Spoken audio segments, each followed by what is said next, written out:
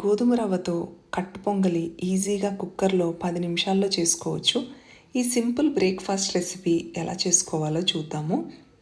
Ingredients అన్నీ క్లియర్గా description బాక్స్లో ఇచ్చానండి. తాలింపు వేగాక అల్లము, అలాగే మిరియాలు, జీలకర్ర ఇలా దంచి వేసుకుని కొంచెంగా ఇంగువ కూడా వేసి వేయించుకున్నాక గోధుమ రవ్వ అలాగే పెసరపప్పు కూడా వేసి లో ఫ్లేమ్లో లైట్గా ఒక 5 నిమిషాలు ఫ్రై చేసుకోవాలి.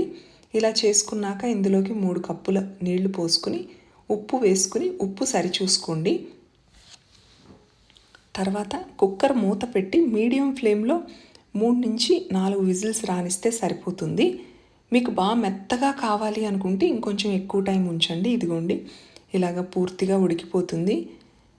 ఇలా ఉడికిపోయినాక వేడివేడిగా సర్వ్ చేస్తే మన గోధుమ రవ్వతో కట్టు పొంగలి రెడీ అండి. చట్నీతో అయినా సర్వ్ చేయొచ్చు, లేదు అంటే నేను ఈరోజు ఫ్లాక్స్ సీడ్స్ నువ్వుల కారపొడితో సర్వ్ చేశాను. వీడియో నచ్చినట్లయితే లైక్ చేయండి, షేర్ చేయండి, సబ్స్క్రైబ్ చేసుకోండి. Thank you.